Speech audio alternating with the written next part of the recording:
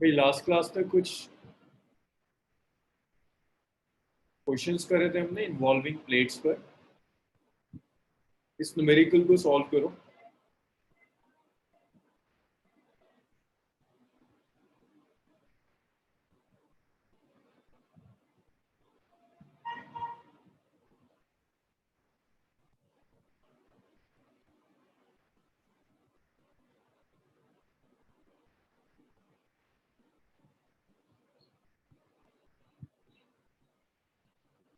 Plate area is a separation between the plates is d।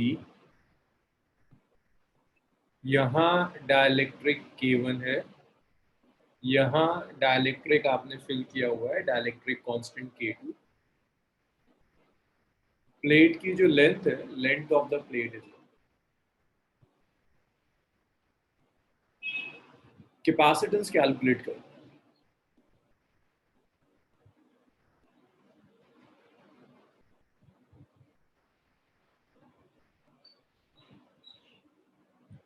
Options given है आपको।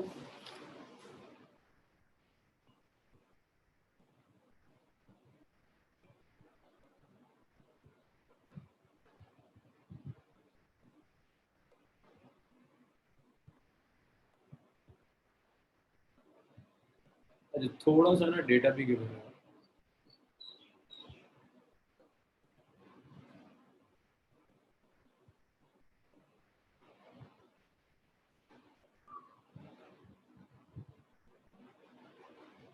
Capacitance of a parallel plate capacitor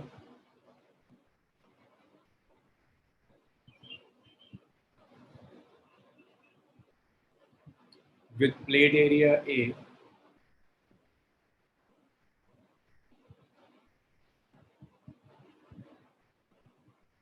and separation D is C,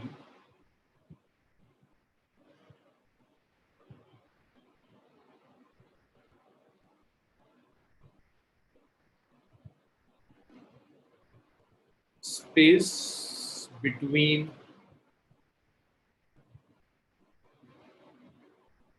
the plates is filled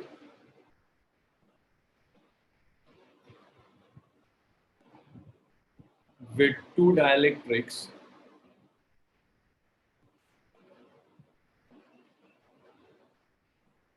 K1 and K2.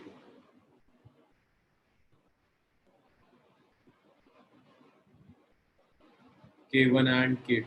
Find capacitance of resulting capacitor. Find capacitance of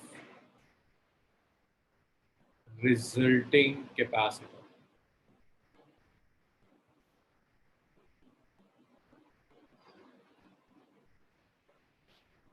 जो resulting capacitor है उसका capacitance चाहिए। Options given है, C equivalent is CK1 K2 by K2 minus K1 log of K2 by K1।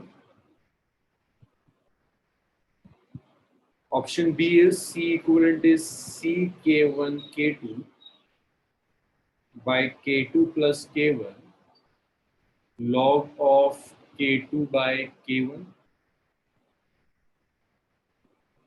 C equivalent is CK1 K2 by K2 minus K1 log of K1 by K2।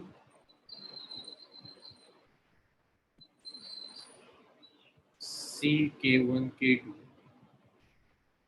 K2 plus K1 log of K1। चलिए भाई इसे solve किया।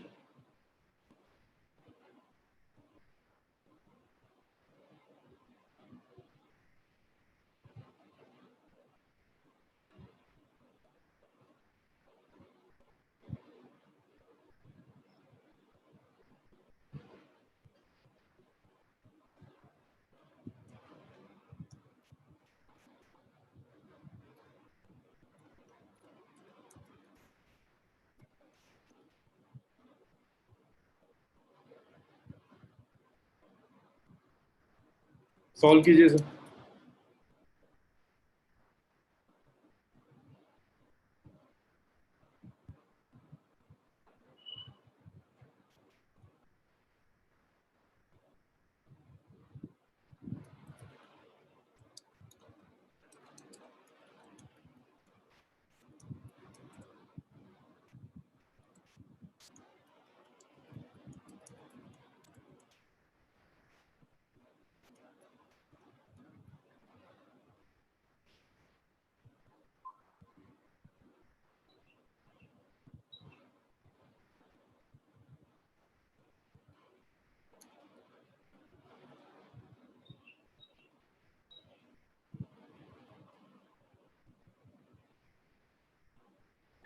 Solve कीजिए, बताइए मुझे क्या answer आ रहे हैं।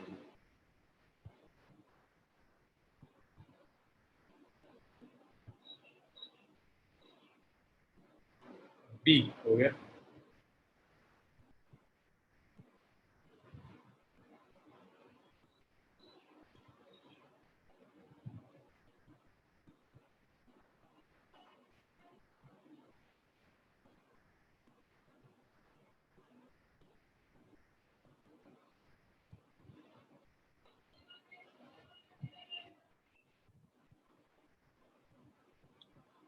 4 आंसर्स आए अभी, करो ट्राई करो और।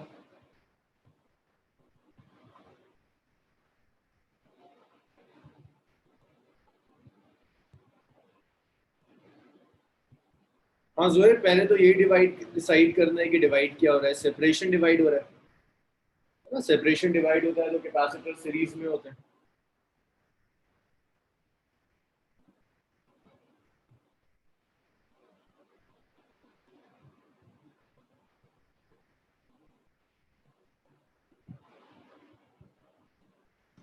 हाँ तो ये अभी इतना ही हुआ। बाकी लोग सॉल्व करो, आंसर क्या आ रहा है एग्जैक्ट।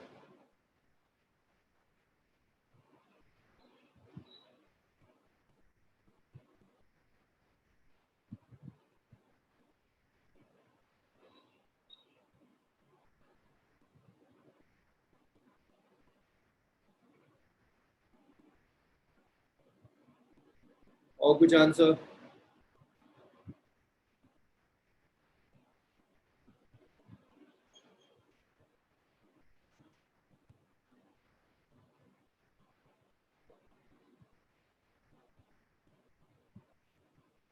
बी हो गया।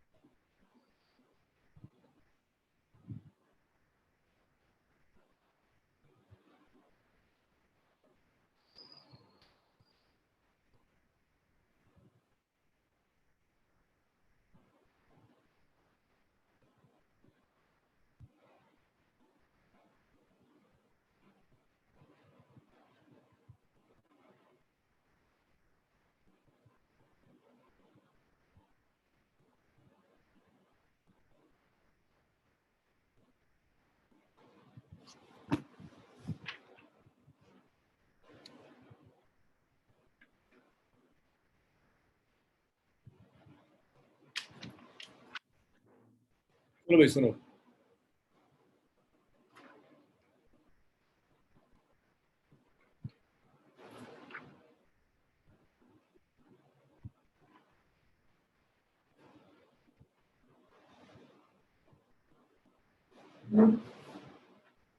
और 5-6 लोगों का आंसर है। करेक्ट आंसर इसका ये था। देखिए जरा कैलकुलेट कैसे करेंगे।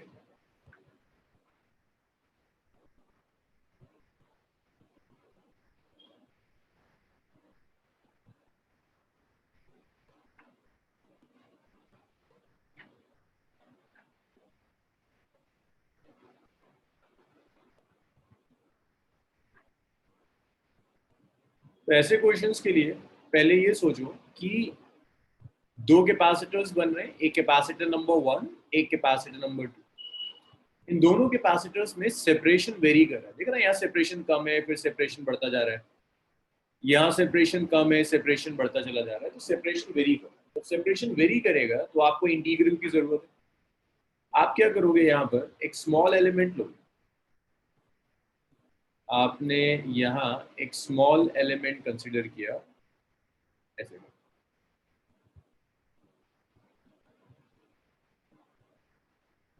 और इस स्मॉल एलिमेंट की जो थिकनेस है, thickness of this element is dx। शायद पहला ही क्वेश्चन है, सॉल्व करा रहा हूँ। Thickness of this small element is dx, और इसकी जो विड्थ होगी ना, दैट विड्थ इज b। ये बेसिकली जो एलिमेंट है, ये जो लाइन दिख रही है, ये एक लाइन नहीं है, एक प्लेट है। तो ये कुछ ऐसा दिया है, इसको मैं जरा, आपको यहाँ तो सिर्फ टॉप व्यू दिख रहा है ना, मैं इसका आपको क्रॉस सेक्शनल व्यू दिखा रहा हूँ। ये जो एलिमेंट है, ये बेसिकली एक प्लेट है, जिस प्लेट की जो विड्थ है, width of the plate is b, और जो लेंथ है प्लेट की, that length is l। इसका मैंने एक सेक्शन लिया हुआ इतना सा, इस सेक्शन की थिकनेस है dx। ये जो दिख रहा है ना आपको dx, ये सिर्फ ये थिकनेस दिख रही है आपको।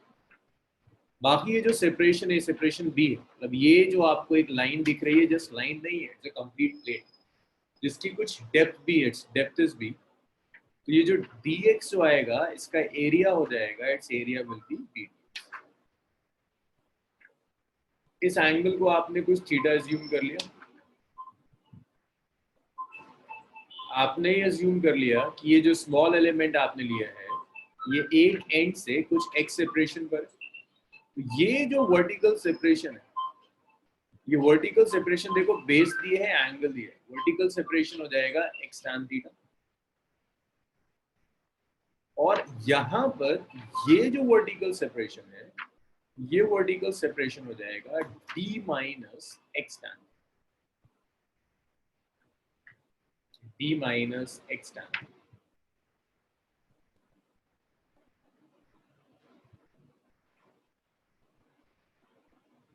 इसको आप ऐसे लिख सकते हो, consider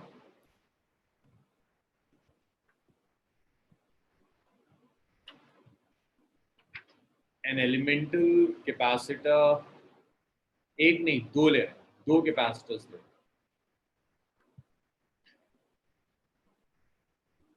to small. Faizan right angle triangle है ना, बेस एक्स दिया हुआ है, परपेंडिकुलर कैलकुलेट करना है। tan थीटा क्या होता है, परपेंडिकुलर डिवाइडेड बाय बेस, तो परपेंडिकुलर आएगा x tan theta. Two small capacitors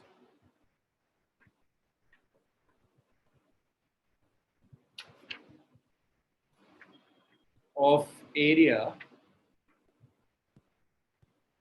area आ जाएगा बी डी एक्स,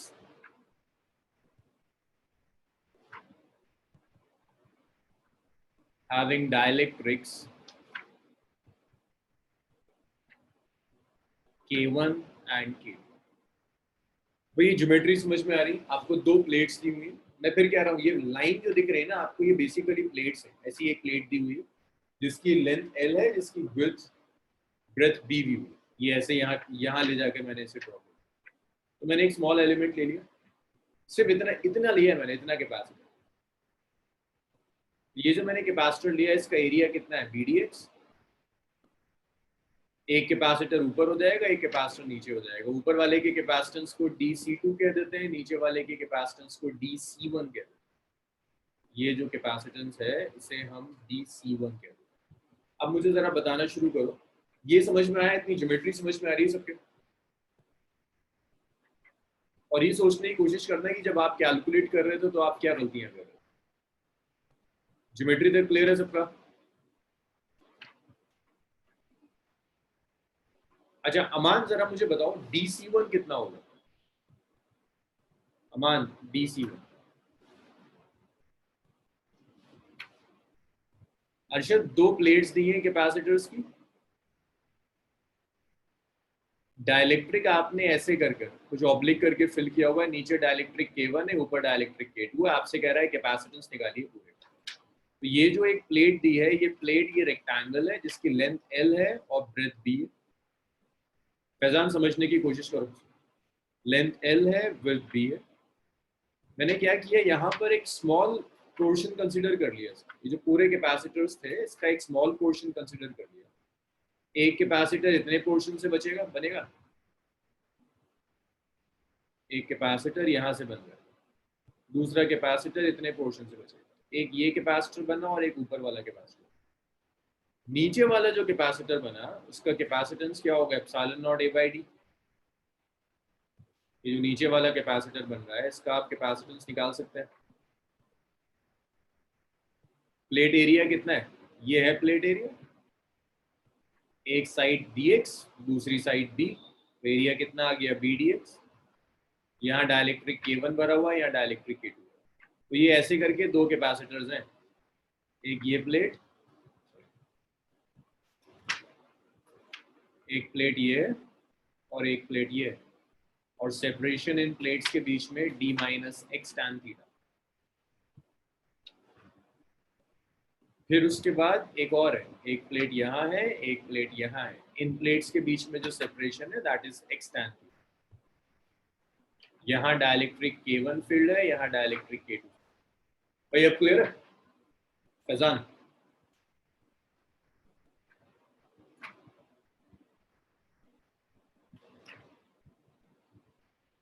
अमान जरा बताना मुझे DC1 कितना आएगा, अमानुल, DC1 की वैल्यू कितनी?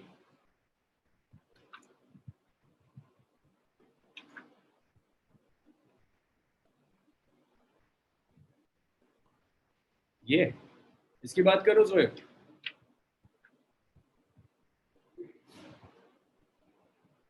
भाई एक तो प्लीज जो आप लोग क्वेश्चंस पूछते हो ना उसको एवरीवन वाले में पूछा करो, एवरीवन पब्लिकली, बाकियों को भी दिख जाएगा कि क्या हो रहा है।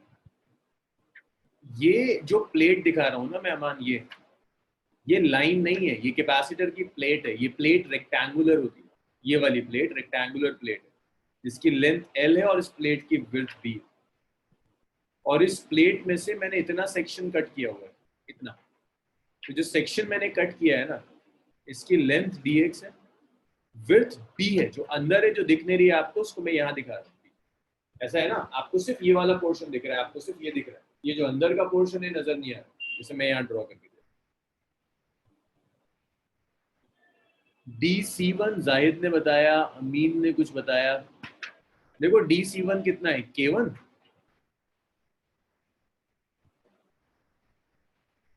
भाई डाइलेक्ट्रिक अगर आप इंट्रोड्यूस कर दो तो कैपेसिटेंस होता है ना K epsilon naught A by D, तो ये आएगा K1 epsilon not area, area कितना है BDX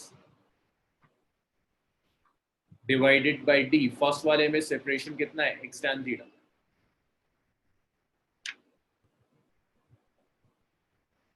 So DC1 is K1 epsilon naught BDX by x tan theta. DC2 ELISA जरा बताओ DC2 कितना है? DC2 ELISA,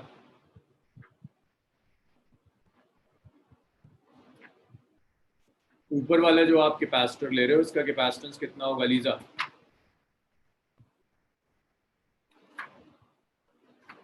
K2 epsilon naught BDX divided by D minus x tan theta। Almas बस ये बता दो DC1 और D2 कनेक्टेड कैसे हैं? सीरीज में है DC1 D2, पैरेलल में है, क्या कनेक्शन?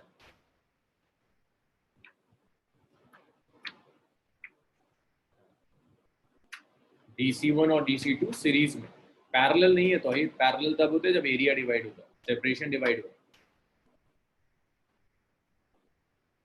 तो आप 1 बाय DC कैलकुलेट कर सकते हो, which is 1 by DC1 plus 1 by DC2। अच्छा, आप लोगों से एक इम्पॉर्टेंट चीज और मुझे डिस्कस करनी थी।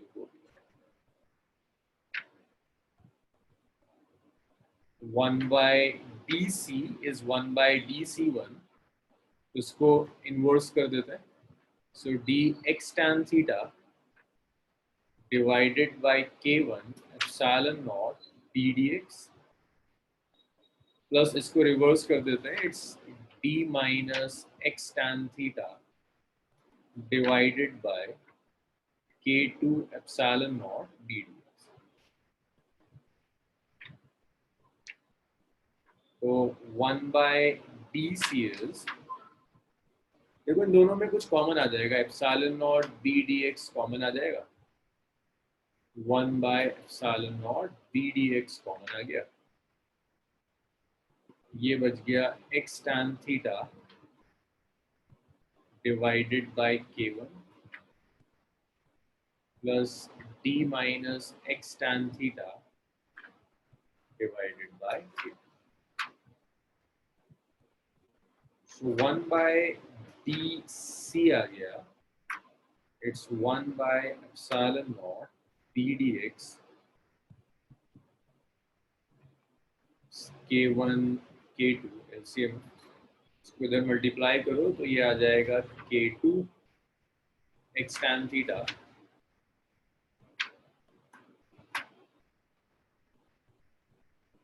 k2 x tan theta plus इसको k1 से मल्टीप्लाई करो, k1 d minus x tan theta.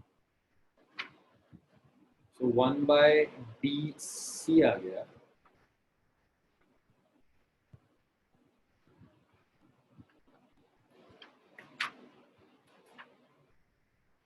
अब इसके लिए dc के लिए इसका रेसिप्रोकल, स्मॉल एलिमेंट का जो कैपेसिटेंस होगा उसके लिए इसका रेसिप्रोकल, यहाँ जो dc हो जाएगा that is epsilon naught d dx k1 k2 divided by k2x tan theta plus k1 d minus x tan theta, ये डीसी है। टोटल कैपेसिटेंस के लिए बस इसको इंटीग्रेट करना है। अच्छा, यहाँ कहीं x भी कॉमन आ जाएगा, देखो अगर मैं इसे और सॉल्व करूँ, this is epsilon naught b k1 k2 dx, इसे मल्टीप्लाई कर दो, ये हो गया k2x tan theta plus k1d minus k1x tan theta. चलिए इतना लिखिए, इसके बाद तो जस्ट समझ रहा है।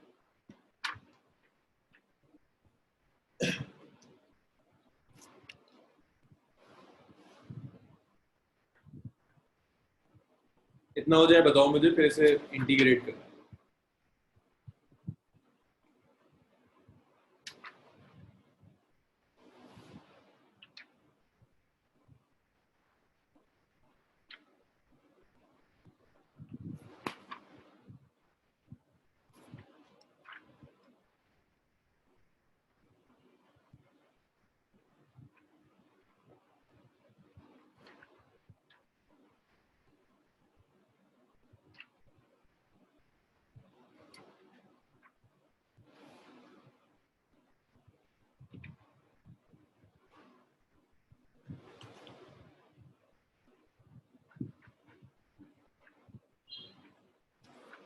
इतना लिखो और बताओ मुझे, इतना हो जाए तो रब करने से।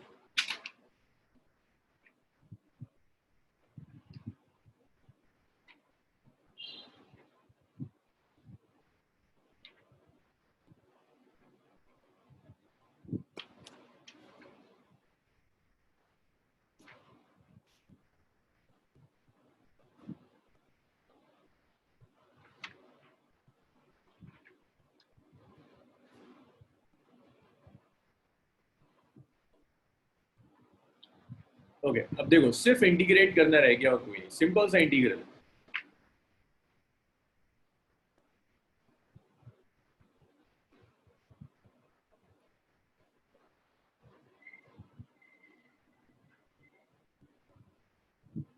तो ये जो डी सी हो जाएगा, इस नीचे वाली टर्म में ना आप x कॉमन ले लो, ये होगा epsilon naught b k1 k2 dx divided by k1d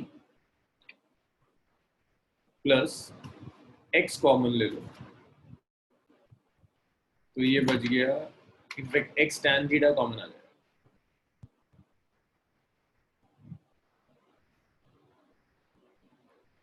x tan theta common आ गया, ये बच गया k2 माइनस k। अब इसको इंटीग्रेट कर दो भाई, ये x कहां से कहां तक वेरी कर सकता है, इतने को x लिया था ना, ये x कहां से कहां तक वेरी कर सकता है, इस एंड से लेकर इस एंड तक x की लिमिट होगी 0 to L, तो ये जो C इक्विवेलेंट होगा, this is 0 to L epsilon naught b k1 k2 dx divided by k1d plus x tan theta k2 minus.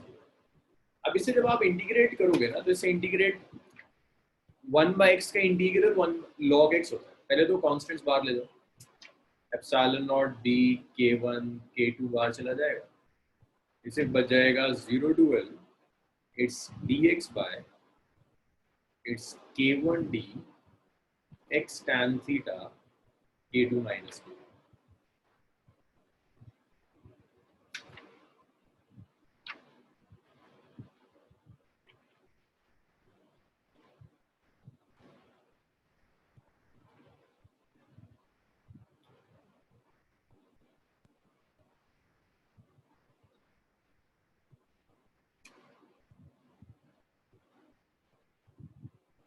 उसका इंटीग्रल log x होता है, तो ये c इक्विवेलेंट आ गया epsilon naught b k1 k2, हाँ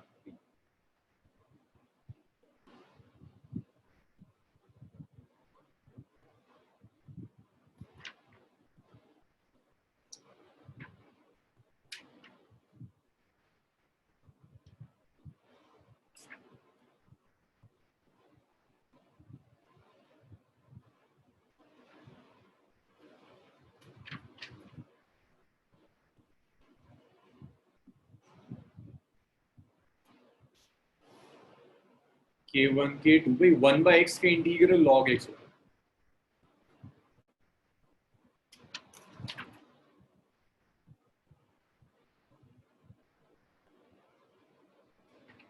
it's log of k1 plus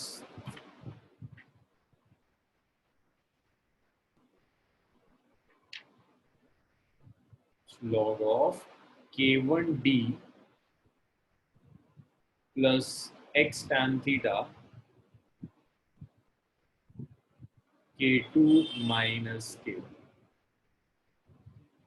और इसकी लिमिट रख दो 0 से लेकर L तक। और एक चीज और है, देखो यहाँ x के साथ जो कांस्टेंट आ रहा है ना tan theta k2 minus k1, वो कांस्टेंट यहाँ मल्टीप्लाई हो जाएगा डिनोमिनेटर,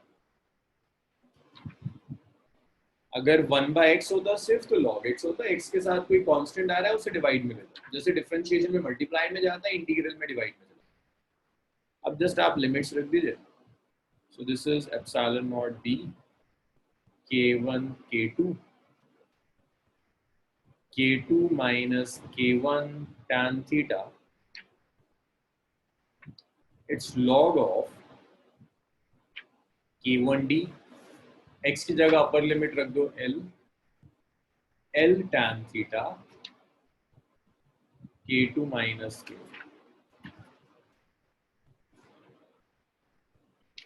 माइनस 0 रख दो यहाँ, तो ये आ गया ln k1d, सो ये C इक्विवेलेंट आ गया epsilon naught b k1 k2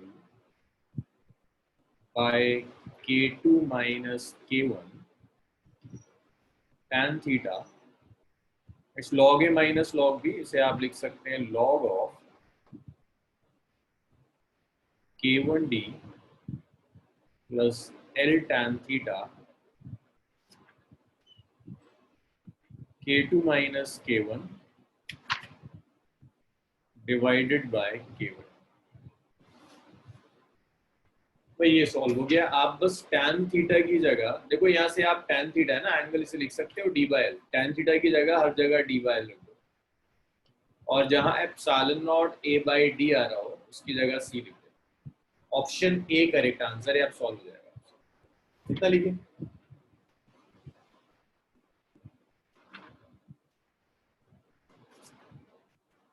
doubts क्या है? खदीजा का डाउट है ये क्वेश्चन बोर्ड में आ सकता है। नहीं खदीजा, ये बोर्ड में नहीं आ सकता।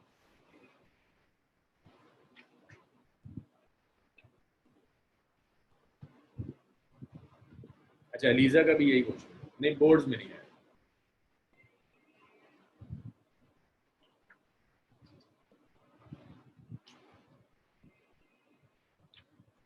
कितना लिखे? फिर और कॉन्सेप्ट्स देखते हैं, एक आध चीज और बची, उसके बाद करंट स्टार्ट हो जाएगा।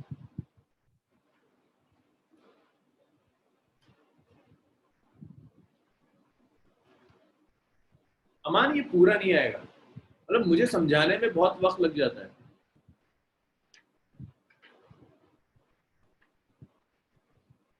ना ना, हमने x किसे लिया है सनाउल? x किसे लिया है?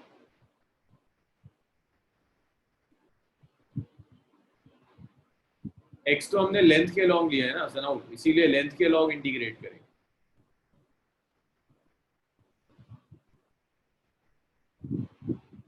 तौहीद b क्या है? b विड्थ, ये जो प्लेट दी हुई है तौहीद, ये जो प्लेट दी है ना, ये वाली प्लेट, बेसिकली रेक्टेंगुलर प्लेट है, इसकी लेंथ l है, इसकी विड्थ b है, जो b दिख नहीं रही है आपको। आपको यहाँ टॉप व्यू दिखा रहा है ना, आपको तो यहाँ टॉप व्यू दिख रहा है, इसकी विड्थ b है जो नजर नहीं आ रही। खदीजा डाउट क्लास कल सुबह 10 बजे, कल सुबह 10 बजे। इंटीग्रल वाला पार्ट समझ नहीं आया तो सुनाओ, हमने स्मॉल पोर्शन x जो लिया है वो अलोंग द लेंथ लिया है, तो इंटीग्रल भी लेंथ पर होगा। तो देखो दावल लॉग ऑफ, जिससे इंटीग्रल नहीं समझ में आया, अभी आता हूँ जाहिद तुम्हारे बता रहा हूँ। Integral of dx by a plus bx, अगर ऐसा कुछ है तो उसका जो इंटीग्रल होता है ये होता है log of a plus bx with in proper limit into 1/।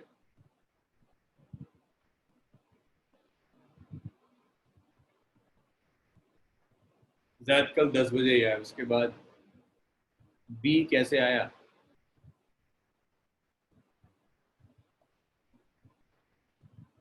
Tabassum b तो शुरू से आ रहा है, b एरिया था b dx, बी विड्थ है ना। ये जो प्लेट दी हुई है रेक्टेंगुलर प्लेट है, इस रेक्टेंगुलर प्लेट की जो ब्रेथ है that breadth is B, length is L. ये जो तुम्हें कैपेसिटर की प्लेट दिख रही है ना, उसका सिर्फ तुम्हें टॉप व्यू नजर आ रहा है, ये ऐसा है, रेक्टेंगुलर की प्लेट ऐसी है, तुम्हें सिर्फ और सिर्फ टॉप व्यू नजर आ रहा है। ये भी तो होगा, ये बी है ये एल है, area total L by B का। आंसर्स तो पहले लिखे थे मैंने,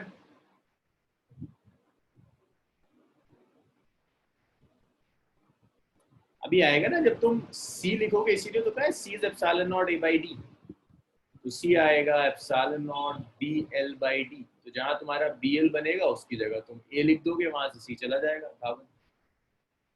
इसी का स्टेप 5 था, 1 2 3 4 5। देखो यहाँ जस्ट लिमिट सब्स्टिट्यूट करिए, जाहिद का था शायद ये डाउट, यहाँ सिर्फ लिमिट सब्स्टिट्यूट करिए। x की जगह अपर लिमिट रख दी which is l, minus x की जगह लोअर लिमिट रख दी विच इज 0। सिर्फ ये काम कर रहा है, limit substitution. log a minus log b is log of a by b। ये किसका था? जाहिद। जाहिद मैंने सिर्फ x की जगह अपर लिमिट रखी है l, माइनस x की जगह लोअर लिमिट रखी है 0, तो log of a by b हो गया जाहिद।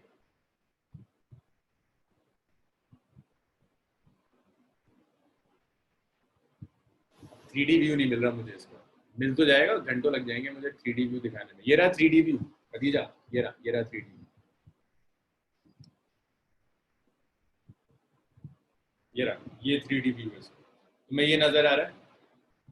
मुझे दिख रहा है वो ये वाली पोर्शन है, लेकिन एक्चुअल में ये ऐसा है, लेंथ L, ब्रेथ B, और जो स्मॉल एलिमेंट लिया है वो स्मॉल एलिमेंट ऐसा समझ लो, जो थिकनेस है स्मॉल एलिमेंट की दैट इज dx, ये dx थिकनेस है, ये स्मॉल एलिमेंट समझो जिसकी थिकनेस dx है। नतीजा ये रहा 3D, इससे बेहतर 3D नहीं दिखेगा।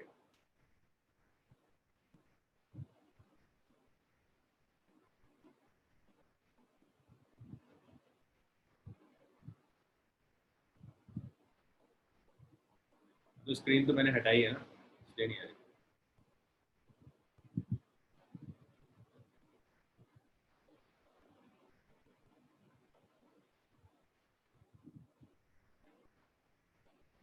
चलो नहीं, खत्म करो यार इस क्वेश्चन को, कब तक खींचोगे।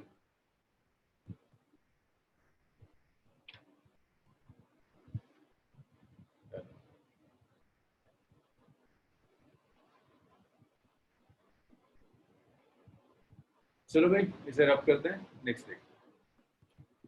लेकिन ऐसी चीजें आपको जेई में और नीट एंट्रेंस में जो न्यूमेरिकल्स आते हैं उसके लिए ये सब चीजें आपको आनी चाहिए। मतलब आपको इस तरह के इंटीग्रल्स आने चाहिए, कैसे घुमाते हैं, ऑब्लिक दे दिया तो स्मॉल एलिमेंट कैसे कंसीडर करते हैं, स्टेप्स आपके सीखने की चीज।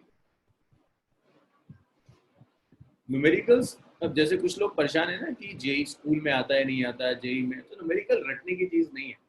अगर आपको ये चीज एक बार समझ में आ जाए तो कई इस टाइप के न्यूमेरिकल्स होंगे जिसमें आप अप्लाई कर सकते हैं।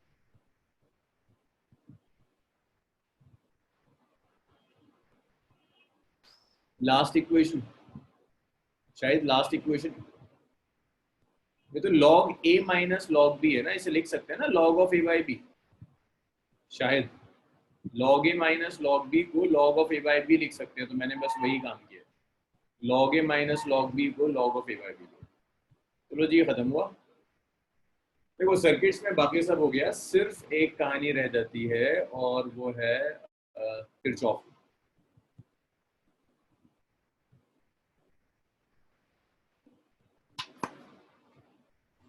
देखिए कैपेसिटर के लिए जो किरचॉफ लॉ है ना वो आपके सिलेबस का पार्ट नहीं है, लेकिन एंट्रेंसेस में इसकी आपको जरूरत पड़ेगी। हाँ वजह वो कांस्टेंट था इसीलिए डिवाइड, ये वाला इंटीग्रल है वजह dx by a plus bx is log of a plus bx divided by, ये इंटीग्रल, ये वाला फॉर्मूला मैंने यूज किया।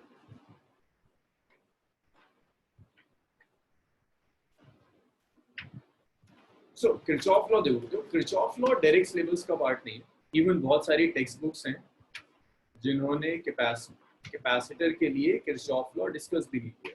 लेकिन अगर आपके सर्किट्स में ना मल्टीपल सेल्स आने शुरू हो जाए, लाइक आप एचसी वर्मा देखोगे उसमें मल्टीपल सेल की काफी प्रॉब्लम्स दी हुई, मल्टीपल सेल की प्रॉब्लम्स आप बिना किरचॉफ लॉ के सॉल्व नहीं कर सकते, या तो आप ट्रिक रटो बहुत सारी, या आपको किरचॉफ लॉ आना चाहिए।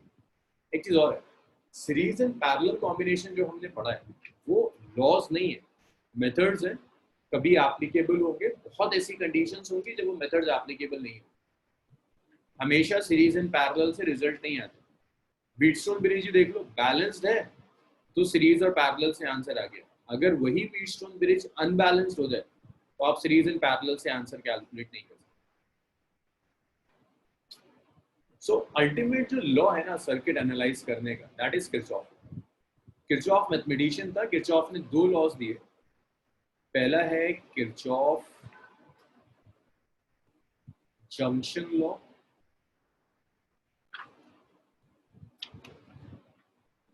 सेम रिपीटेशन करंट इलेक्ट्रिसिटी में भी होगा, और किरचॉफ जंक्शन लॉ को किरचॉफ करंट लॉ भी कहते हैं, किरचॉफ करंट। तो किरचॉफ करंट लॉ सिर्फ ये कहता है कि अगर आपके पास एक जंक्शन है, अगर आपके पास एक जंक्शन दिया हुआ है, जंक्शन होता है वो पॉइंट जहां बहुत सारी वायर्स कंबाइन हो रही, तो इस जंक्शन में कुछ चार्ज एंटर करेगा,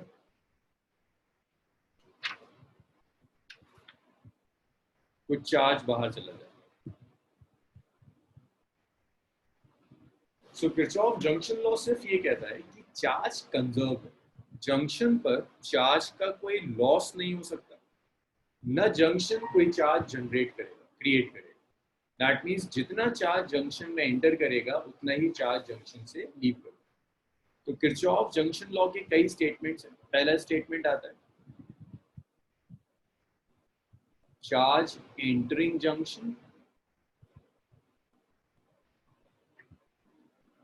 charge entering junction is equal to charge leaving junction. तो जो चार्ज जंक्शन में एंटर करेगा उतना ही चार्ज जंक्शन को लीव कर जाएगा, that is Kirchhoff junction. So enter कितना कर रहा है, Q1 प्लस Q2 एंटर कर रहा है, Q3 लीव कर रहा है। तो ये Kirchhoff junction law, charge entering the junction is equal to charge leaving the junction.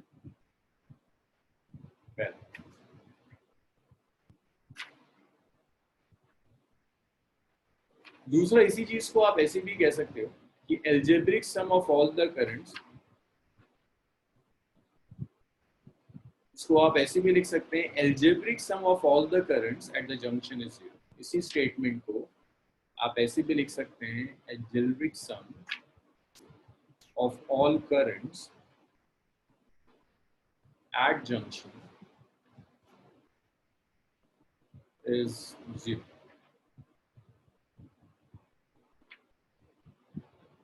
Junction पे जितने भी करंट्स हैं, करंट और चार्ज, ऑल चार्ज और करंट इज, ये दोनों इक्विवेलेंट है। बस जब इसे यूज करोगे तो एक साइन कन्वेंशन आती है। यहाँ साइन कन्वेंशन कहता है जो भी करंट जंक्शन में एंटर करेगा वो पॉजिटिव, जो जंक्शन से बाहर जाएगा वो नेगेटिव। तो चार्ज और current entering junction,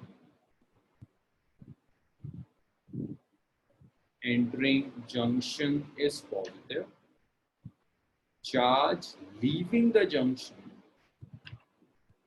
is negative। तो जो एंटर करेगा वो पॉजिटिव है, जो लीव कर जाएगा वो नेगेटिव। देखो एंटर क्या कर रहा है, Q1 Q2 एंटर कर रहा है, तो Q1 Q2 पॉजिटिव होगा, है ना। Algebraic sum of all the current eight the junction is zero, Q1 plus Q2।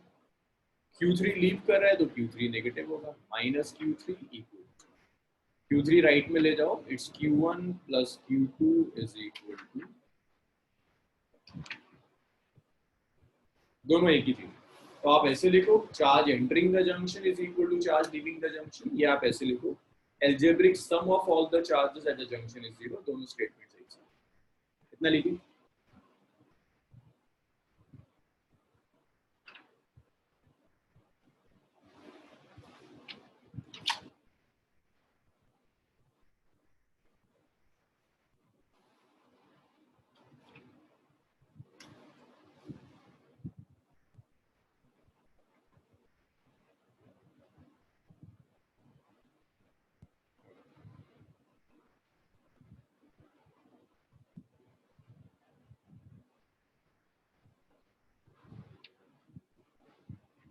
Driver junction charge कौन प्रोवाइड करता है, जंक्शन प्रोवाइड करेगा या सेल या बैटरी प्रोवाइड करेगा।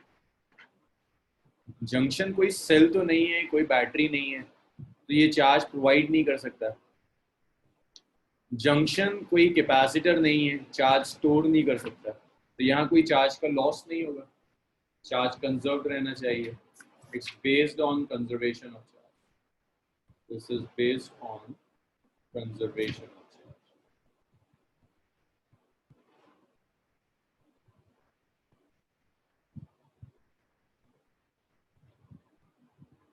नहीं नहीं, ऐसा कुछ नहीं है।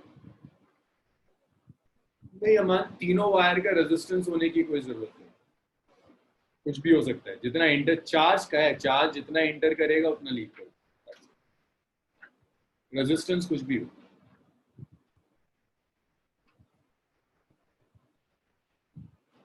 हाँ, इलेक्ट्रिक को हर चीज, मतलब सिर्फ इलेक्ट्रिक पोल नहीं, कहीं भी तुम एक सर्किट ले रहे हो, उसमें ये पॉइंट दिया हुआ है, जितना एंटर कर रहा है उतना लीव कर, कुछ भी ले लो, जितना करंट एंटर करेगा, जितना चार्ज एंटर करेगा उतना लीव कर। इसे रब कर दूंगा।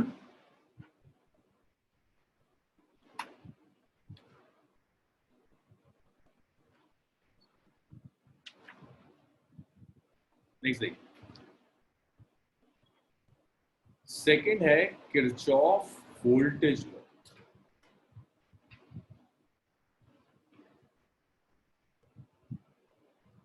सेकंड है Kirchhoff voltage law. Kirchhoff voltage law को लूप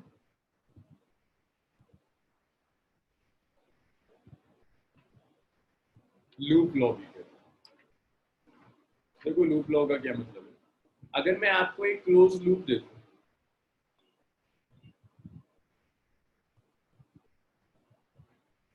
मान लीजिए एक क्लोज, पहले तो स्टेटमेंट समझ लो फिर देखेंगे।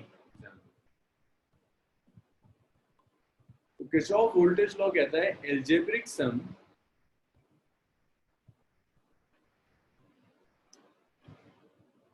of all voltages in a closed loop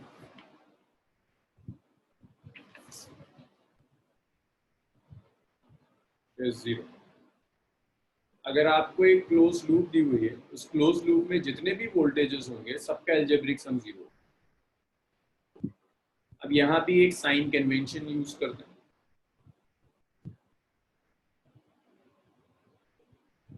देखो यहाँ साइन कन्वेंशन है कि अगर कहीं पोटेंशियल राइज हो रहा है, rise in potential, rise in potential को पॉजिटिव लेंगे, फॉल जो होगा पोटेंशियल में, फॉल इन पोटेंशियल, इस फॉल इन पोटेंशियल को नेगेटिव लेंगे। So algebraic sum of all the voltages in a close loop is zero. तो अगर आपके पास एक क्लोज लूप है, उसमें जितने भी वोल्टेजेस हैं सबका algebraic sum zero, that's Kirchhoff voltage.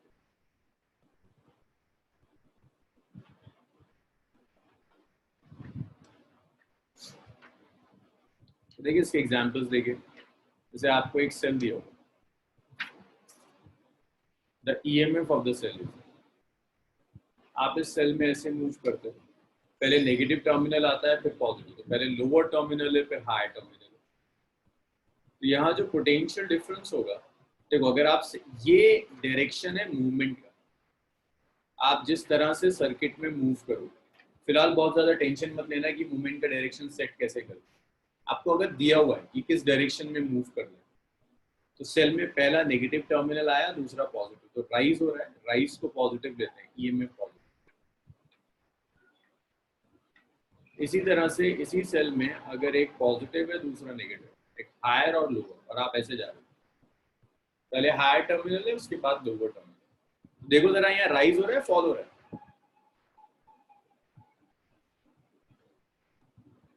तो अगर आप सेल में जा रहे हो, पहले एक हायर है उसके बाद लोअर है, फॉल हो रहा है, fall in potential is negative, तो पोटेंशियल डिफरेंस यहाँ नेगेटिव। इसी तरह से देखो अगर एक कैपेसिटर दिया है, तुम्हें पता है भाई कैपेसिटर का पहला टर्मिनल पॉजिटिव दूसरा टर्मिनल नेगेटिव, कैपेसिटेंस सी है, चार्ज क्यू है, तुम ऐसे मूव करो, बताओगे मुझे वोल्टेज कितना होगा और कैसा होगा, पॉजिटिव या नेगेटिव। इस कैपेसिटर में वोल्टेज कितना होगा, अरे जीरो क्यों होगा भाई भतीजा, जीरो क्यों आएगा, हाँ वोल्टेज होगा Q by C, Q by C with a negative sign, क्योंकि पहले पॉजिटिव आया था फिर नेगेटिव, आर टू।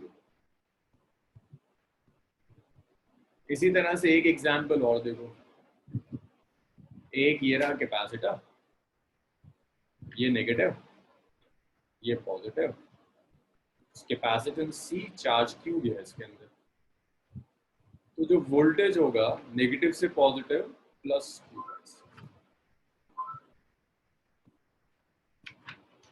नेगेटिव से पॉजिटिव जब आप जाओगे तो राइज होगा तो वोल्टेज पॉजिटिव होगा। एक चीज और याद रखिएगा, अब देखो सर्किट में कैसे अप्लाई करें।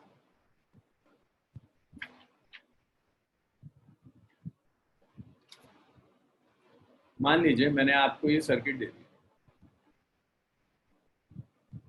ऐसे करके मैंने आपको एक सर्किट दिया,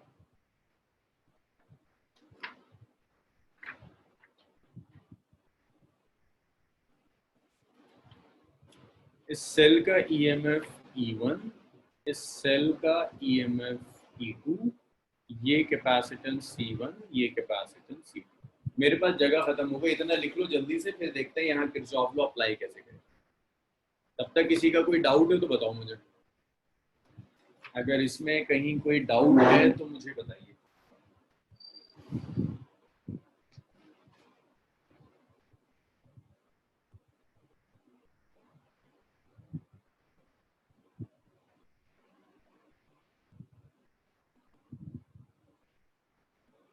हाँ बजाज कैसे भी मूव कर सकते हैं, मूवमेंट के डायरेक्शन में कोई इशू नहीं, बस इतना लिख लो। इक्वेशन तो मैं लिखूंगा इसकी, पहली बार तो मैं कराऊंगा, इसके बाद आप चाहे खुद करिएगा।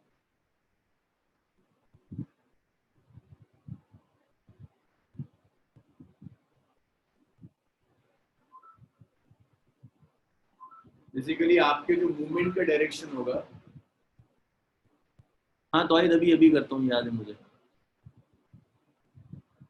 खदीजा देखो, जैसे ये कैपेसिटर दिया है ना, खदीजा क्या पूछ रही है, थर्ड और फोर्थ एग्जाम्पल देखो खदीजा, ये एक प्लेट पॉजिटिव एक नेगेटिव और आप इस डायरेक्शन में मूव कर ऐसे जा रहे हैं।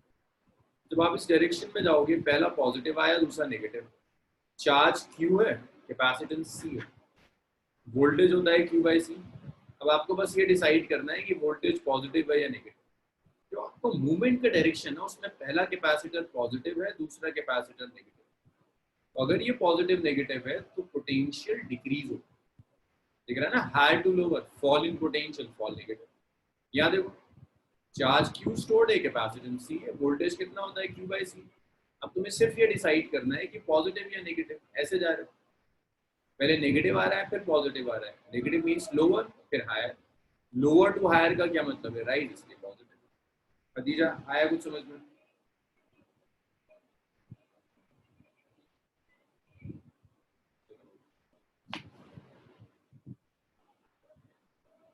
हाँ लास्ट वाला बताएंगे, जगह तो हो, जगह तो हो।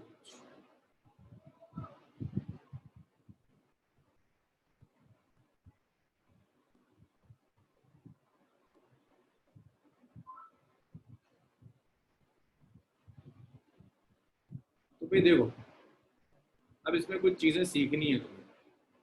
ये तुम्हें दिया है सारे वोल्टेजेस ऐड करने, तुम्हें पता है चारों वोल्टेजेस का सम कितना होगा, 0।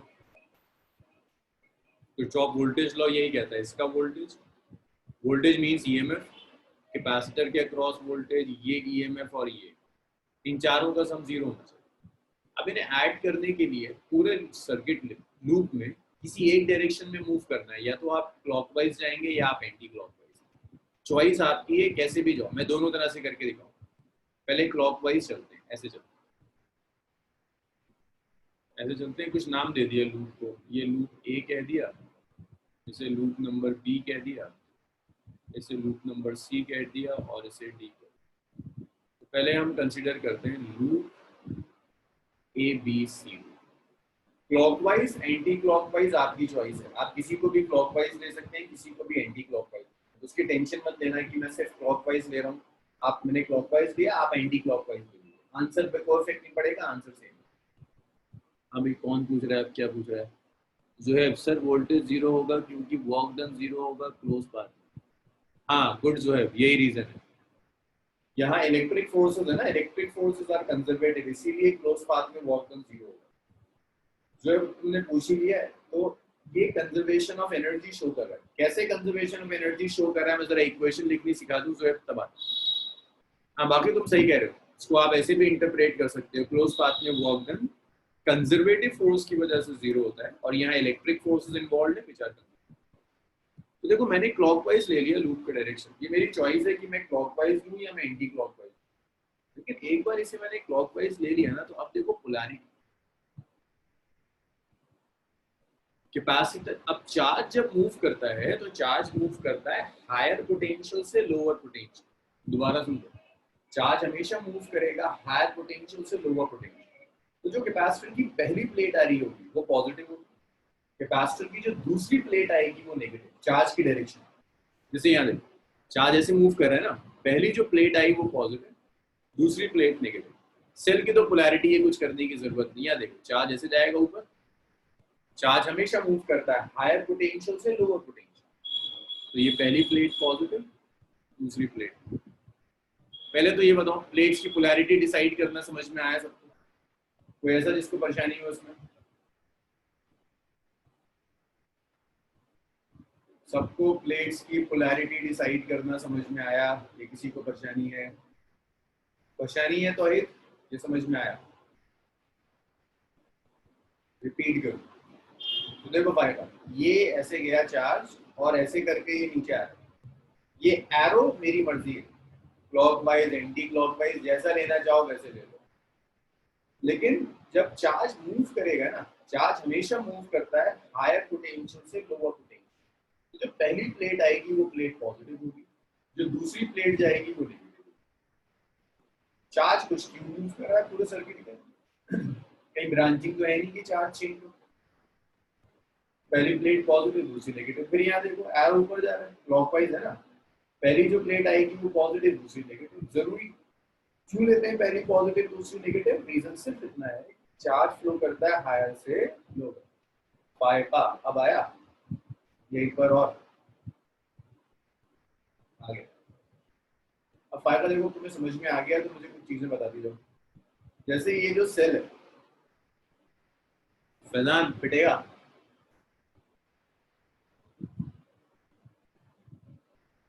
सही में समझ में नहीं आया? परेशान कर रहा है? अभी नहीं समझ में यार मेरे साथ ना फैजान, कभी कभी कंसंट्रेशन लेवल बिल्कुल खत्म हो जाता है। देखो सुनो सुनो, ये लूप दी हुई है, इस लूप में मैंने कुछ नहीं किया, ये क्वेश्चन का पार्ट है। इस लूप में तुम कैसे भी जा सकते हो, क्लॉकवाइज या एंटी क्लॉकवाइज। मान लो लूप में क्लॉकवाइज चले, जब लूप में क्लॉकवाइज जाओगे ना तो जो पहली प्लेट आएगी वही शायद, प्रधान आखिरी बार सुन लो अब नहीं बताऊँ, जो पहली प्लेट आएगी वो पॉजिटिव, जो दूसरी प्लेट आएगी वो नेगेटिव। बस इतनी बात। फिर देखो ऐसे गया, ऐसे गया, आगे गया, आगे गया, ऊपर आया चार्ज, ऐसे घूम रहा है ना चार्ज। पहली प्लेट पॉजिटिव, दूसरी प्लेट नेगेटिव। शायद प्रधान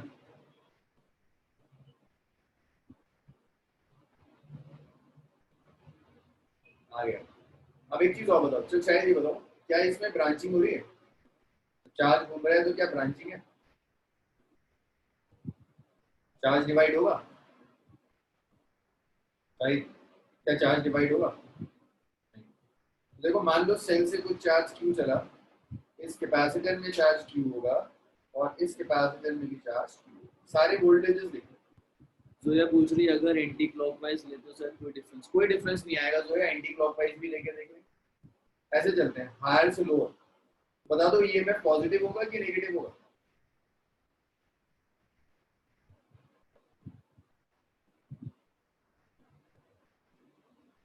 फॉल है तो नेगेटिव, माइनस यू। अब यहाँ जाओ, इसके अक्रॉस जो वोल्टेज होगा वो होगा Q बाई सी, पॉजिटिव से नेगेटिव। इट्स राइज और फॉल, पॉजिटिव से नेगेटिव जा रहे हो, fall, fall is negative, so minus of Q by C, Q by C. फिर देखो यहाँ, फिर तुम चार्ज की डायरेक्शन में जा रहे हो, पॉजिटिव से नेगेटिव। फैजान अभी रुक जा, अभी एंटी क्लॉकवाइज लेके दिखाऊंगा, इक्वेशन बिल्कुल सेम आई। उसको जाओ, पहले इसको देखो, higher to lower, fall, negative.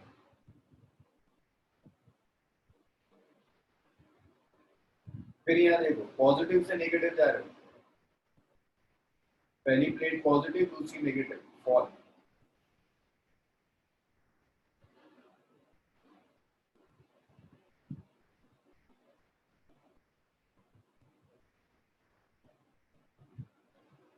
Positive से नेगेटिव फॉल था, fall, higher to lower fall. Plus E two क्यों होगा? पहले हायर आ रहा है फिर लोअर आ रहा है तो फॉल ही तो होगा, इसीलिए नेगेटिव लिया होगा।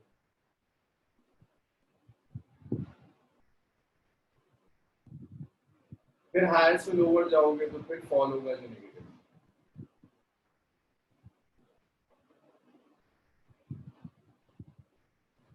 वजह चार्ज डिवाइड होता है ब्रांचिंग की वजह से। तो जो मैं क्यू चार्ज दे रहा हूँ ना, that's the total charge in the circuit. Charge divide तब होगा जब ब्रांचिंग होगी, ब्रांचिंग होगी तब चार्ज आएगा। ये तो ऐड होकर एक हो गया सर सेम आएगा, एंटी भी लिया तो पॉजिटिव भी तो आएगा। हाँ, अब अगर तुम एंटी क्लॉकवाइज लोगे ना, तो एंटी क्लॉकवाइज लोगे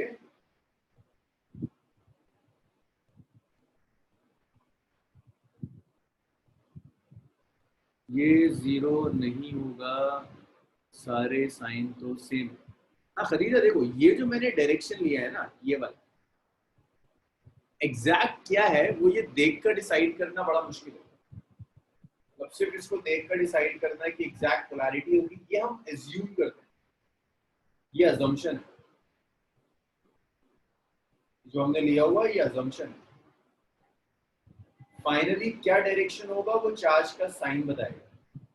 फाइनल कैसे बताएगा चार्ज का साइन, अभी न्यूमेरिकल में लिख जाएगा। फिलहाल तो जस्ट इक्वेशन लिखनी सीखो।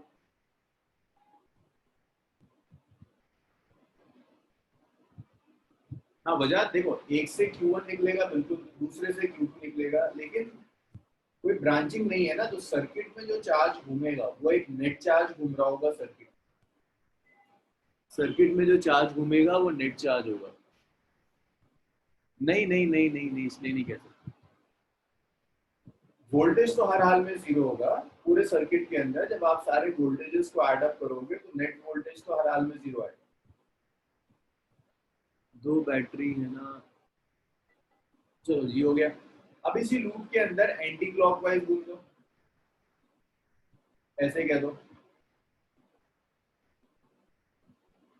लूप ऐसे ले लो, बी ए बी सी। अगर आप ऐसे लोगे ना एंटी क्लॉकवाइज भी, सिर्फ इतना पोलैरिटीज रिवर्स हो जाएंगी, सिर्फ इतना फर्क आएगा कि ये पूरी की पूरी इक्वेशन पॉजिटिव से मल्टीप्लाई, नेगेटिव से मल्टीप्लाई हो जाएगी। लाइक इक्वेशन ऐसी आ जाएगी, E1 plus Q by C1 plus U2 plus Q by C2। पूरी इक्वेशन पॉजिटिव साइन से मल्टीप्लाई हो जाएगी। ये लूप क्लॉकवाइज थी, और यहाँ पर मैंने लूप को एंटी क्लॉकवाइज कर दिया। ये लूप एंटी क्लॉकवाइज, ये एंटी क्लॉक। अच्छा एक बार और सबके डाउट्स ले लेते हैं, किसी का डाउट शायद रह गया। क्या क्या डाउट्स हैं? जीरो नहीं होगा, सारे साइंस तो सेम है। खदीजा इसमें Q एग्जैक्टली किस साइन के साथ आएगा वो इक्वेशन बताएगी, सॉल्यूशन बताएगा उसमें। वजाहत का हो गया। हाँ कैपेसिटर में Q चार्ज आ रहा है ना,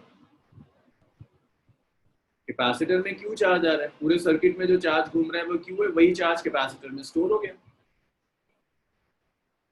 शुरू में चार्ज ने घूमना शुरू किया, फिर हर कैपेसिटर में जाके चार्ज स्टोर हो गया। कैपेसिटर की प्लेट पर सेम पोलैरिटी रहेगी, पॉजिटिव।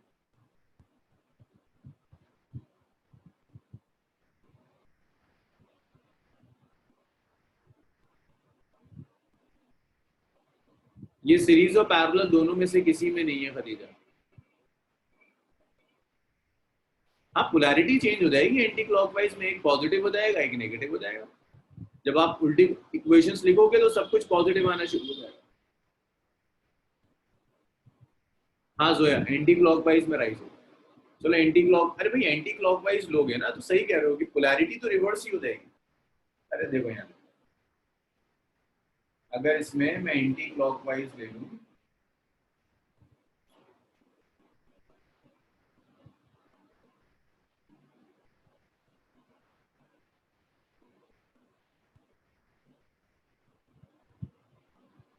अगर मैं इसमें एंटी क्लॉकवाइज ले लूं, ये ले लिया मैंने,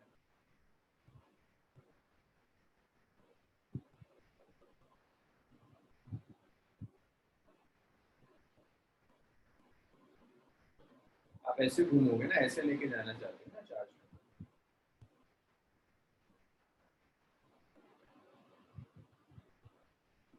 देखो ये वाला पॉजिटिव, ये नेगेटिव, पोलैरिटीज रिवर्स हो जाएंगी।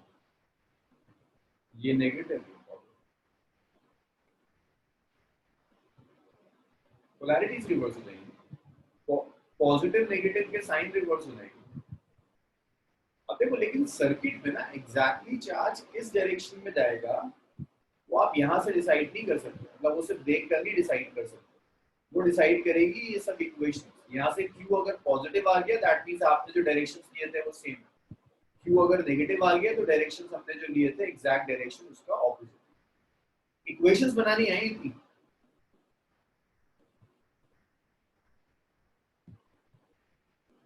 तो इक्वेशंस लिखनी आ गई आप लोगों को किरचॉफ वोल्टेज लॉ से।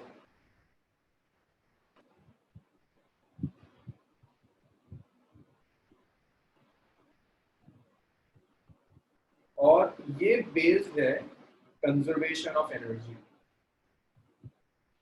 This is based on conservation of energy. देखो कंजर्वेशन ऑफ एनर्जी का क्या है, अगर आप कोई भी सर्किट ले लो उस सर्किट में देखो क्या क्या हो सकता है, सेल हो सकता है, कैपेसिटर हो सकता है, रेजिस्टर हो सकता है। हर सर्किट में कुछ एलिमेंट्स ऐसे होंगे जो एनर्जी प्रोवाइड करते हैं, जैसे एलिमेंट्स होंगे, अभी आता हूँ ज्यादा भी बता दूं, सुन लो पहले कहानी सुन लो उसके बाद। हर सर्किट में कुछ ऐसे एलिमेंट्स होंगे जो एनर्जी प्रोवाइड करते हैं, जैसे सेल एनर्जी प्रोवाइड करेगा, कैपेसिटर जो डिस्चार्ज हो रहा है, जो चार्ज बाहर निकाल रहा है वो एनर्जी प्रोवाइड करेगा। कुछ एलिमेंट्स ऐसे होंगे जो एनर्जी कंज्यूम करेंगे, जैसे कैपेसिटर अगर चार्ज हो रहा है तो एनर्जी कंज्यूम करेगा, रेजिस्टर लगा हुआ है एनर्जी कंज्यूम करेगा, कोई सेल है जो चार्ज हो रहा है वो एनर्जी कंज्यूम करेगा।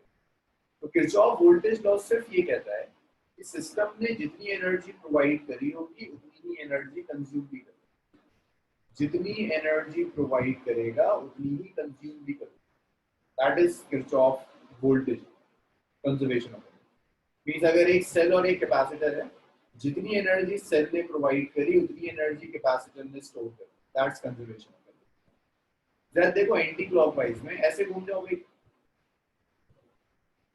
तो पहली जो प्लेट आएगी वो पॉजिटिव, दूसरी नेगेटिव, फिर ऐसे घूम जाओ, ऐसे घूम रहे हो, अच्छा ये ऊपर वाली पॉजिटिव, नीचे वाली नेगेटिव। इक्वेशंस लिख दो, जब इक्वेशंस लिखोगे तो पॉजिटिव नेगेटिव रिवर्स हो जाएगा। देखो ऐसे घूम रहे हो ना, तो negative to positive rise, E to positive, फिर पॉजिटिव टू नेगेटिव फॉल।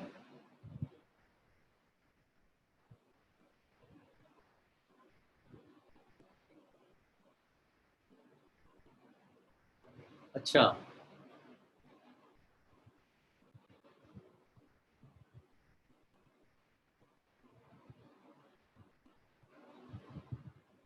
एक मिनट,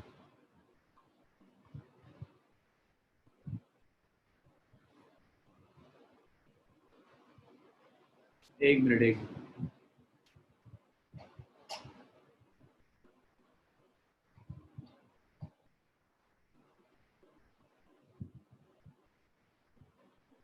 नेगेटिव,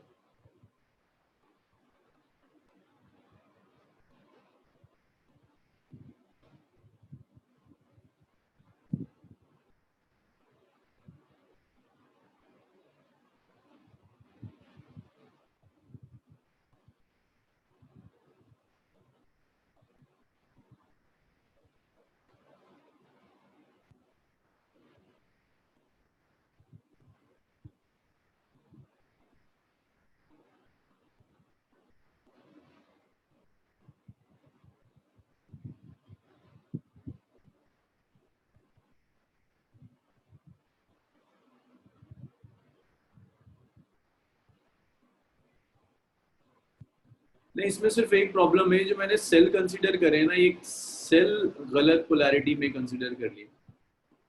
बेसिकली सेल एक दूसरे से सब्ट्रैक्ट आउट हो जाएंगे। ये सेल मैंने गलत पोलैरिटी में ले लिए हैं, सेल सब्ट्रैक्ट आउट हो जाएंगे। नहीं सेल की पोलैरिटी चेंज नहीं होगी, सेल की पोलैरिटी सेम रहती है। एक न्यूमेरिकल करो, मतलब यहाँ मैंने ये जो सेल है ना, मतलब ये रैंडम लिए थे, सेल की पोलैरिटीज मैंने गलत ली हुई, ये सेल की पोलैरिटीज गलत ली हुई है, इसलिए प्रॉब्लम आ रही है। एक एग्जांपल करते हैं, उससे जरा सी चीजें और क्लियर हो जाएंगी।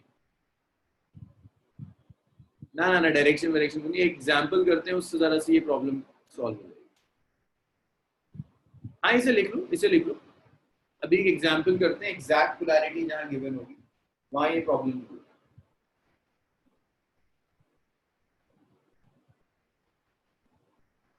इसे लिख लो, इसे लिख लो, इसे लिख लो। एक एग्जाम्पल करते हैं, वहां एग्जैक्ट पोलैरिटी गिवन होगी, या ये रैंडम पोलैरिटी जो मैंने दी है इसकी वजह से कुछ इश्यूज आ रहे हैं।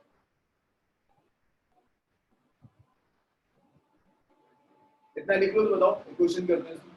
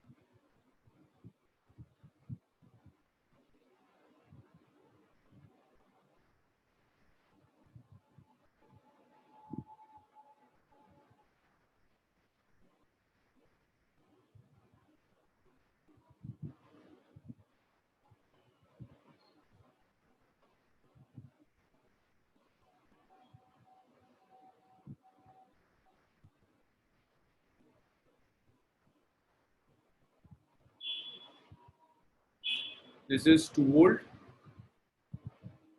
This is 2 volt.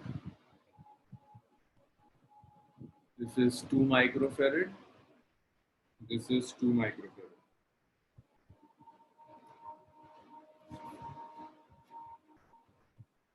इसे 0.1 कहा हुआ है. This is 0.2. Calculate potential difference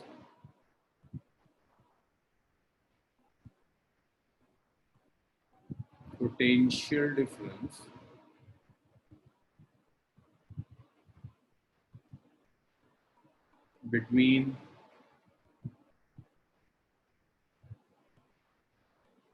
points 0.1 और 2 के बीच का आपको पोटेंशियल डिफरेंस निकालना है.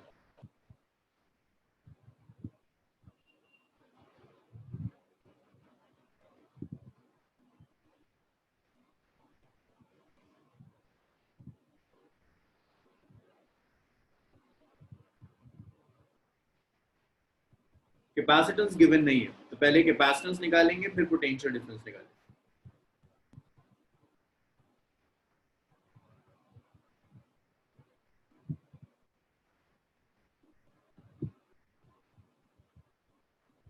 बीच वाले का मैग्नीट्यूड नहीं दिया हो.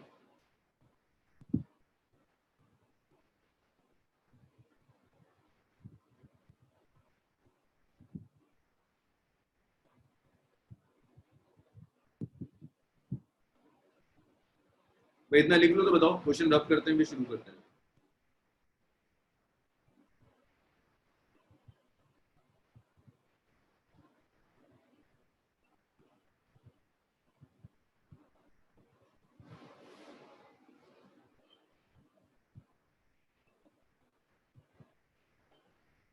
देखिए,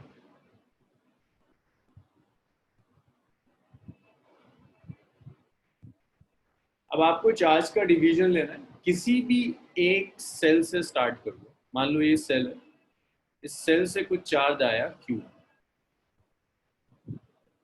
और एक चीज याद रखिएगा, सेल से जो चार्ज बाहर जाएगा वही चार्ज एंटर भी करेगा.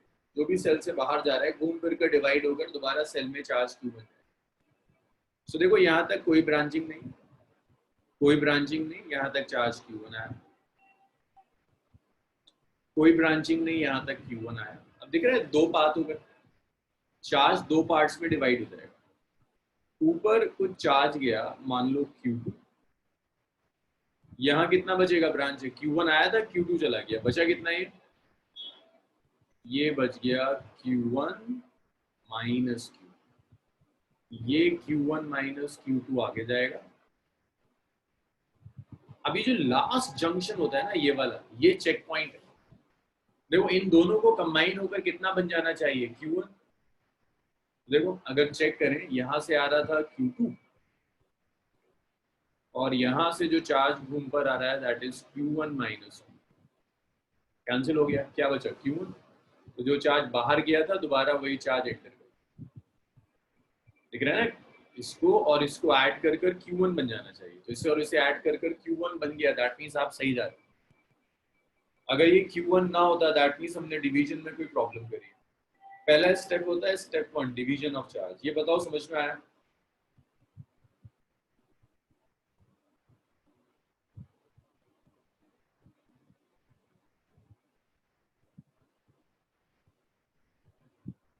चलो डिवीजन आ गया। अब डिवीजन के बाद नेक्स्ट देखिए, तो चार्ज का डिवीजन आपके समझ में आ गया कि मैंने यहाँ चार्ज को डिवाइड कैसे। अब स्टेप 2 है पोलैरिटी डिसाइड करना। स्टेप 2 है पोलैरिटी चाहिए कैपेसिटर की हर प्लेट। तो वही तरीका, चार्ज जब फ्लो करेगा तो पहली प्लेट पॉजिटिव, दूसरी प्लेट नेगेटिव, फिर यहाँ चार्ज गया, पहली प्लेट पॉजिटिव, दूसरी प्लेट नेगेटिव, पहली प्लेट पॉजिटिव, दूसरी प्लेट नेगेटिव।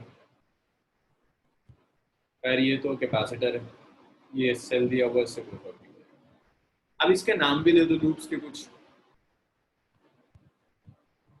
इसे कुछ कह देता हूँ, this is A, this is B, this is C, this is D, this is E and this is. इस लूप की इक्वेशन लिखते हैं, कैसे भी लिखते हो, क्लॉकवाइज एंटी क्लॉकवाइज कैसे भी लिखते हो। इसे लेते हैं A B C F, loop में ऐसे घूम गए ए बी सी एफ, ये हमने loop A B C F ये लूप ले लिया। अब इस लूप के अंदर इक्वेशन लिखना शुरू करो, lower to higher, +2, higher to lower. देखो पहले मैंने लूप लिए क्लॉकवाइज,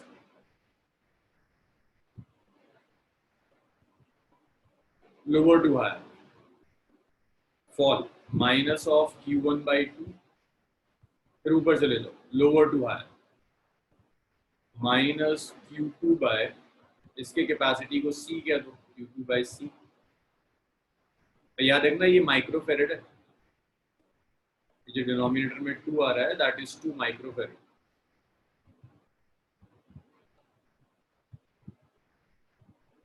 इज इक्वल टू 0। इसी इसी को ना मैं एंटी क्लॉकवाइज लूप से सॉल्व करता हूँ। चार्ज का डिवीजन नहीं चेंज करेंगे, चार्ज का डिवीजन सेम है, सिर्फ लूप का डायरेक्शन बदल दिया। तो अभी जो मैंने लिखा था, नहीं क्लॉकवाइज कहाँ थी, तो ऐसे घूम रही ना, ये एंटी क्लॉकवाइज,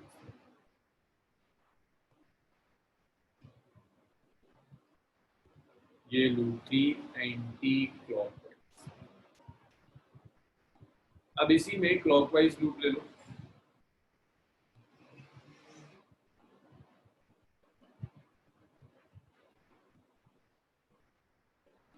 क्लॉकवाइज लूप। जब तुम इसमें क्लॉकवाइज लूप लोगे ना, क्लॉकवाइज मींस तुमने ले लिया ए एफ सी बी ए। देखो ये सिर्फ कंफर्म करने के लिए कि क्लॉकवाइज और एंटी क्लॉकवाइज से अलग अलग आंसर्स नहीं आते।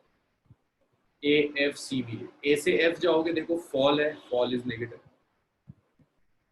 नेगेटिव से पॉजिटिव जाओगे तो राइज आएगा, rise is positive.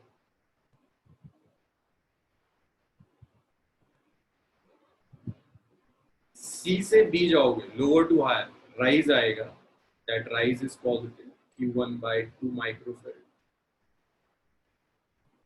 Is equal. तो देखो ये इक्वेशन और ये इक्वेशन बिल्कुल सेम, कोई फर्क नहीं। हाँ ये रहा ना सी, ये Q1/2 माइक्रोफेरेड इक्वल टू। सो इस वाली इक्वेशन में और इस वाली इक्वेशन में कोई फर्क नहीं है, इसे नेगेटिव से मल्टीप्लाई कर दो तो ये बन जाए, दोनों इक्वेशन सेम है, कोई फर्क नहीं है।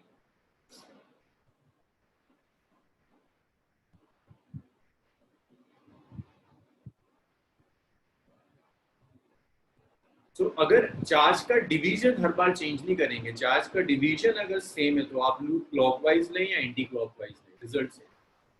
तो लास्ट सेक्शन में मुझे आपको डिवीजन नहीं सिखाना था, सिर्फ ये सिखाना था अगर चार्ज दिया हुआ है तो आप इक्वेशन कैसे लिखोगे। तो इक्वेशंस आपने लिखी। अब इसके बाद दूसरे लूप में आ जाओ, F E D C F E D C F. अगर आपने F E D C F loop ले लिया, आप एफ से ई जा रहे हो, ऐसे जा रहे हैं क्लॉकवाइज।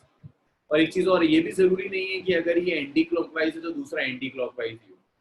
कुछ भी कोई भी कॉम्बिनेशन ले सकते हैं। ये एंटी क्लॉकवाइज है तो ये क्लॉकवाइज भी हो सकता है, एंटी क्लॉकवाइज परफेक्ट।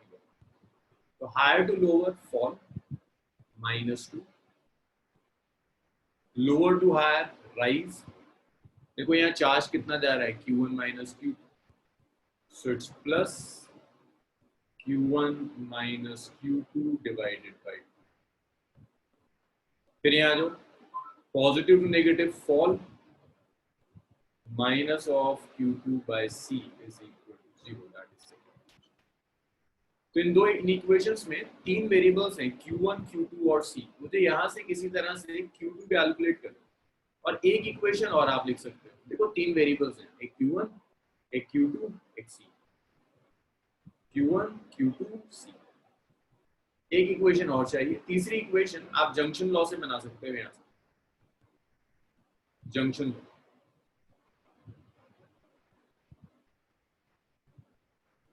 जो जंक्शन F है इस पे जंक्शन लॉ लगा दिया, जितना एंटर करेगा उतना बाहर जाएगा। अच्छा नहीं, जंक्शन लॉ तो हम ऑलरेडी अप्लाई कर, बस यही दो इक्वेशन है।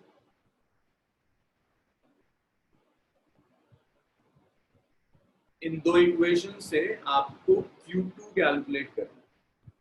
चलो इतना लिखो, फिर देखते हैं Q2 कैसे आ सकता है। Q2 आ जाएगा तो फिर वोल्टेज पता चल जाएगा। इतना लिखो, मैं इसका आंसर आपको बता देता हूँ। जब आप इसे सॉल्व करोगे देन Q2 वुड बी 0।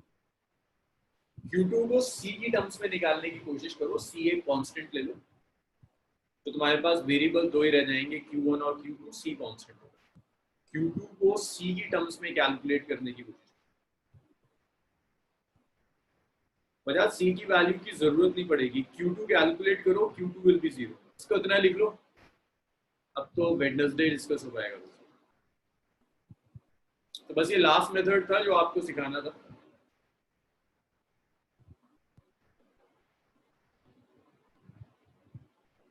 आप कर लो खदीज, अब तो दो इक्वेशन है, जैसे सॉल्व करना चाहो सुनो। हाँ, Q2 आ जाएगा तो V0 आ जाएगा।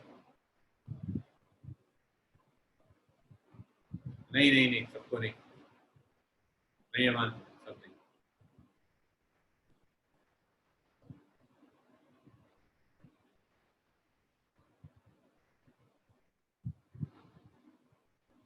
Q2 निकालो बजाज, Q2 0 आएगा। इसे यही छोड़ना है, मेरी अब नेक्स्ट क्लास है। नहीं होता तो नेक्स्ट वेडनेसडे इसे करते हैं।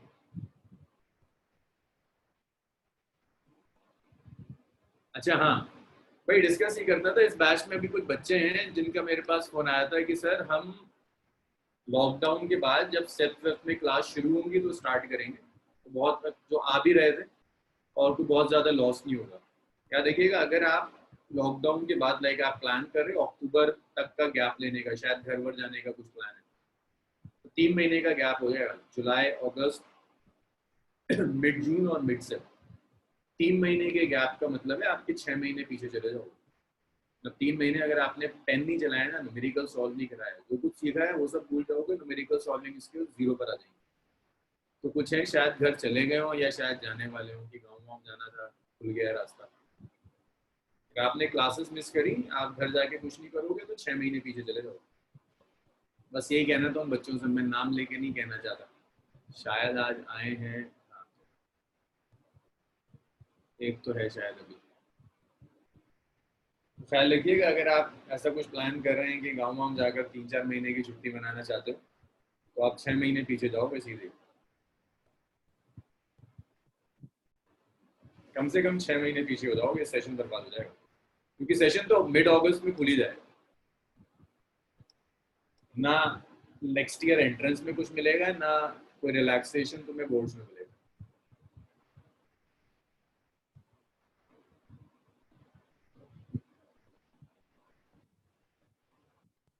हाँ, हम नहीं मिल रहे। अच्छा,